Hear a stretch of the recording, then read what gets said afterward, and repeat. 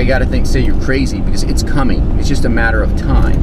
And we may say, oh, we're going to be like the Venetians and build giant dikes like the Lowland in Holland and stuff like that. We might. It's going to be very expensive. I'm not sure that it's worth it. But you're talking about, you know, an entire state underwater. That's a lot of engineering. So you might get into the engineering and construction business. That is a thing. So you can kind of protect yourself against a short-term disaster, a Hurricane Katrina maybe, but you're not going to protect yourself against a nuclear bomb or some of these other things that we talked about. So that's going on, and this weekend we'll cover about this weekend. We went to, what did I say? I went to work out this morning. Did the high intensity interval training class with Nikita. I felt really, I felt okay. I just felt out of breath, like sometimes you go to the gym and you just feel like you just want to crush just everything, just like kill stuff, just like, Argh! Other times, not so much. And so today was a not so much day. I went on Friday, I think, and I had a lousy workout, but I went, we talked about, I went in and just did the deadlifts and that kind of thing. And then Sunday, Christy and I went and we had an okay workout. So, you know, sometimes that's really in the other show. So, you know what, I'm not going to cover that now, because that's in the Matt show later on. But that was, so when we went to get coffee at the we know a couple of guys who started a thing called Superfood Coffee Company, and basically what they did was they took coffee and they infused it with all these superfoods like I don't know, ginkgo biloba or whatever it is that's super these days, antioxidants. I don't know if it's actually working, but I have to say the flavors are great. And the coffee itself, they make hot coffee, instant coffee, they make bean coffee, you can buy and roast, what have you. They also make cold filtered or cold brewed coffee, and they dispense it out of a tap that is nitrogen pushed. It's pushed out with nitrogen, so it has this really smooth, glassy, creamy kind of feel. So you don't need cream to give it that creamy, rich, smooth flavor or taste. It just built in. And so we went to the Little Italy food market, or farmers market, right? For that.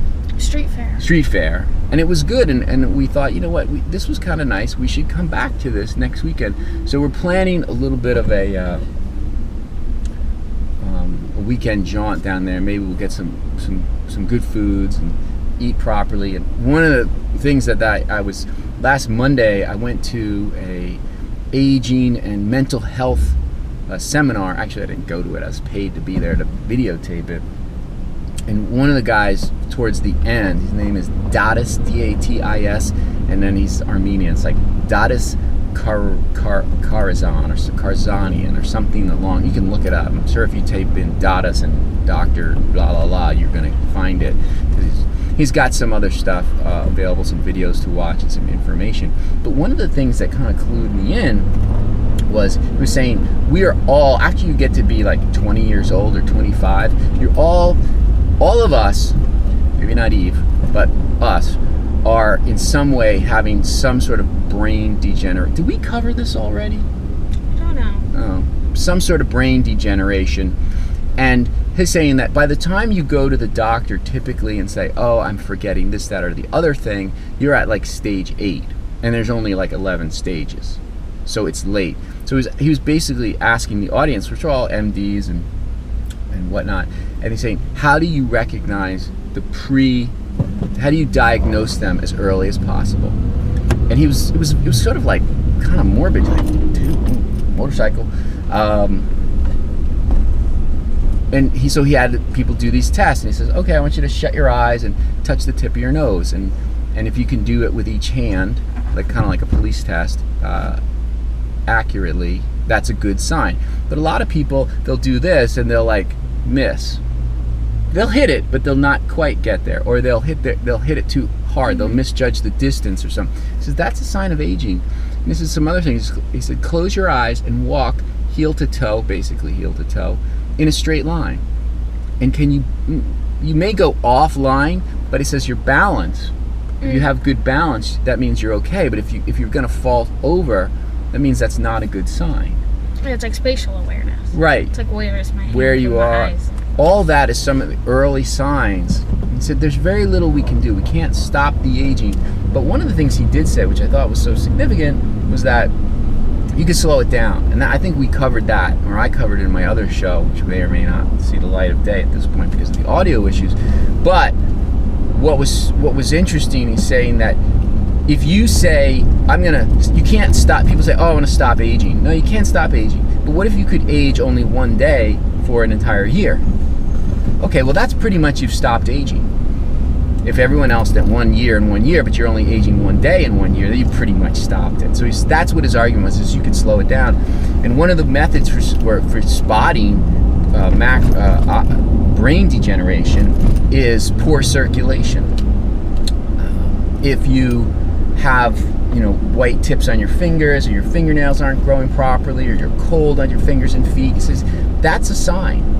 That's a sign that you're not getting the right amount of blood to your body, and you need to fix that.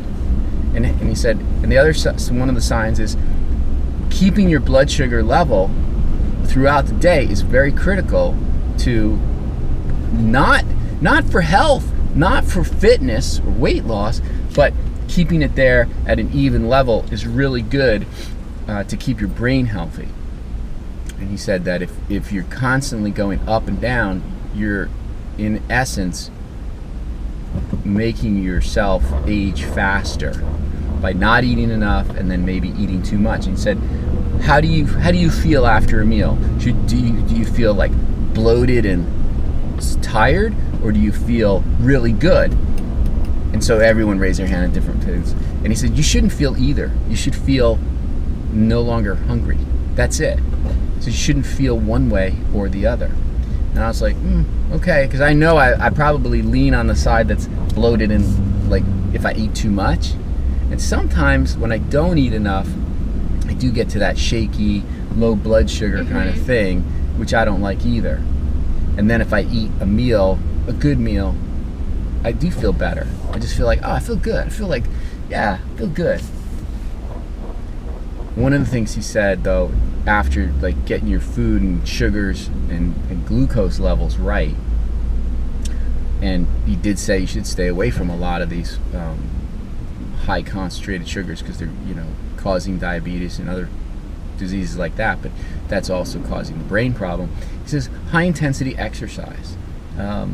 It's no value to do the low intensity stuff, but it is high value and very worthwhile. And that could mean something. Do 100 jumping jacks. Do as many star jacks. I mean, you do 5 star jacks. I would do 5 star jacks. I'm dying. I don't know how many you can do, Eve, but I'm pretty fried. All right, so maybe not 5. If I just did 5 now, but it gets you up quick. It gets that blood going quick. And if you did 5 star jacks an hour, and you would never break a sweat, but your blood would get pumping. That's it. 5 star jacks done. Hour later, 5 star jacks done. So burpees, things like that. Those are high intensity exercises that really get you going. And he really, I was like, that opened my eyes up and said, I need to not think of myself just trying to lose weight and exercise, but I needed to see it from my brain, because one of the things he started out with saying, okay, how often do you lose your keys? And I'm like, I lose my keys every day. I can't remember where I put them. He went on to say, and I was like, oh my God, I'm fried. He says, did you try and remember where you put your keys, and then you still can't remember? That's the problem. Because he said, he listed like 10 words on a piece of paper. He showed them for like 30 seconds, and he said, I want you to memorize these words. And then he said, okay, we're gonna go away, and I'm gonna come back and ask you those words again. And so I went to, I was like, I'm gonna memorize these words. I'm gonna try and, more than just memorize them, like I'm gonna use some techniques to memorize them. And so I did. I remembered, initially, 8 out of 10. And then I saw him again. I said, oh, I need to add a technique to memorize those 2 extra words, and I did. And ironically enough, I think I can still remember them to this day. Now, that was last week. I only saw these words for about 45 seconds a week ago. And here they are. Mountain, car, computer, umbrella, dryer, salmon,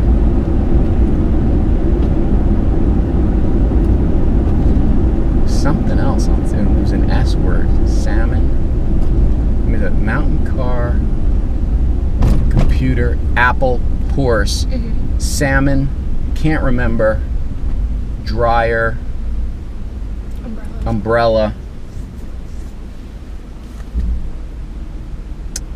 Gosh, that's salmon whatever. Salmon something.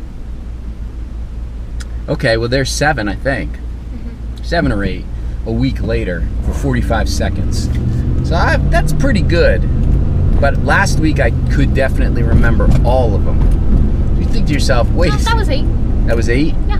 But I did remember 10 after getting the second 15 seconds. That's the funny part. Now I can't remember them. So I did put them away properly.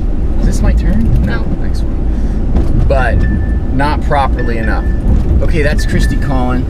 So, hold on a second. Take this call.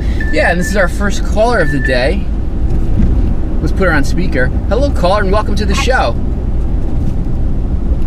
Oh, you guys are still in the car? Yeah, we're doing the show. So you're on. Nice, hi. Nice to see you. Hey, I was just going to say that Amazon just dropped off something at the front door, but I can't go grab it. I was going to try to see what time you're getting home. Oh, well, I'll be back soon.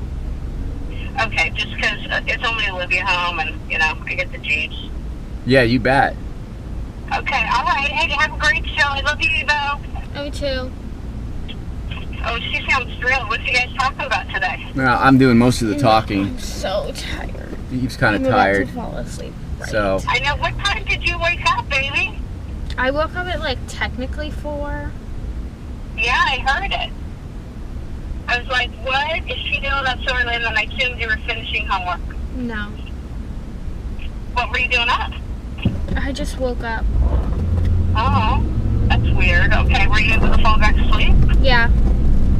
Oh, good. all right, caller, Okay, do you have a question? I do. I was wondering what you think the reason for that Russian airplane that just went down. What's your conspiracy theory about what happened to it? Boy, that's a tough one. I've been kind of watching it, but you know what? Why don't you take your answer off the air, and we have to go to commercial break. Okay, sounds good. Thanks. Bye-bye, sir. Okay, bye. Sir.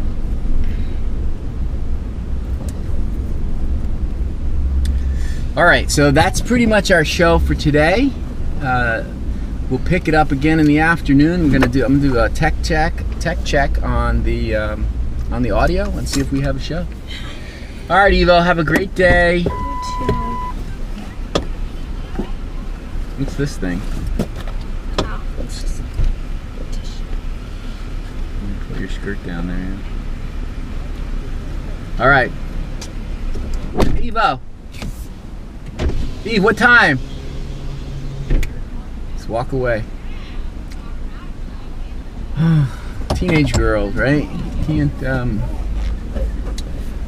just tough, some days. Actually, today is not too bad a day. To be quite honest with you, that was a decent morning. Oh, here she is. Eva, 4:30? Okay. All right, 4:30. So she's gotten in the car plenty of times, and it's just a nightmare. Normally, she's going to be way better in the afternoon. So I feel like I should just do the Matt show in the morning, and then I'll do the afternoon show. The afternoon show is always way better. It just is. And yeah, Russian plane crash. Boy, I don't know. How does it's funny, you know, I did read a little bit about that, and I said they're like, oh, the plane went down shortly after takeoff, and yet it's, if you think about how high or how long it takes to get up to, you know, 25, 30,000 feet, it takes a while. Yeah, you might get up to 10,000 feet fairly quick, but it takes a long time to get up to 30,000 feet. And you could easily take off, and there was like, you could get a rocket could get to you. I don't know. It's still hard. I think it's hard.